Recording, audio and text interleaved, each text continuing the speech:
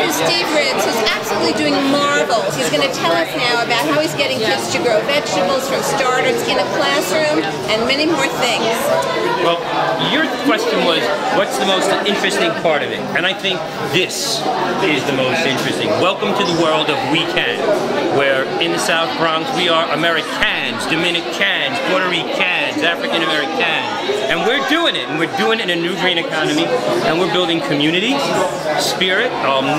We're putting the 99-cent menu on the run in ways that are really making dollars in a whole lot of sense, because kids are eating healthy.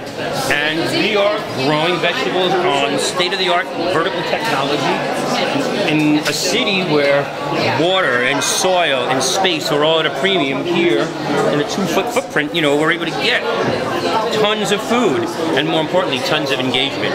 I jokingly say that we've grown 20,000 pounds of vegetables a year, but we're not just growing vegetables. We're growing citizens, we're growing graduates, we're growing engaged communities, we're growing healthy communities. We got little kids doing the strawberry dance. We got kids learning math skills. We've got kids who are reading and writing and blogging. We're going to be launching a website. So it's changing minds and changing minds and the landscape of the Bronx, and that's what it's all about. I mean, I could talk. What is it about growing vegetables that really turns kids around? It works. You can't deny nature. I'd love to go back to the days when I was able to play basketball with them, but I can't. But here, if you plant a seed in the ground, much like if you plant a seed in their mind, and you give it the right amount of nutrients, sun and water, or a whole lot of love, it's going to do just fine. And that's really what's going on here. Kids are doing just fine. And what is it about watching plants grow that really affects them in a life-changing way? I think, listen, so many of my kids, we're living in an age of nature versus Nintendo. So in this time, when kids learn to nurture, they learn about nature. When they learn about nature, they learn about nurturing.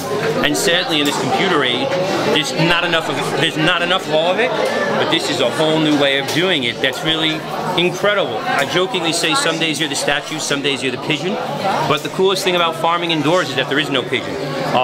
So it's very inclusive. We've got kids here, some of whom are in wheelchairs, who are going to get to garden for the first time today. They're going to take home plants, they're going to take care of them, they're going to grow seeds, they're going to grow food.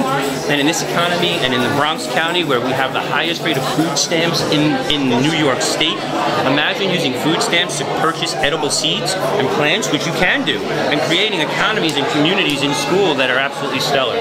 So that's what it's all about. I mean, look how many parents are here today. This is the kind of thing. Look how many kids are here today.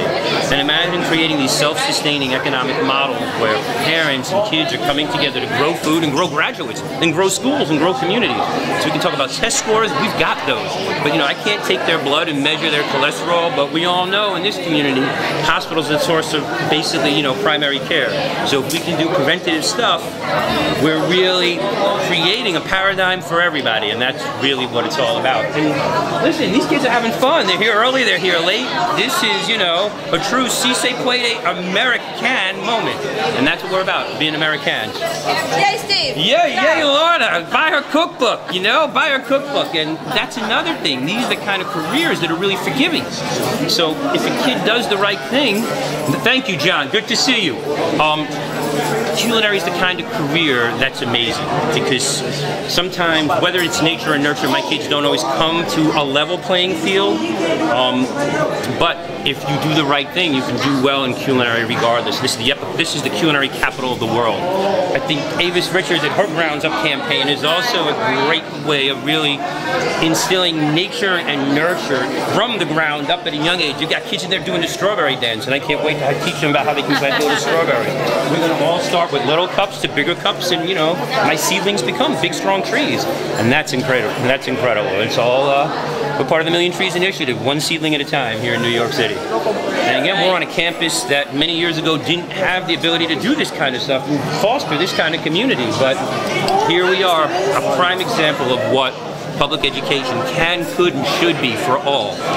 It's really about equity. Equity in food, equity in experience, and equity to wonderful people like all of you. So thank you all, really. I have to run. Okay, thanks. Likewise. We'll be in touch. Yeah, thanks. I'm glad you made it. And we're going to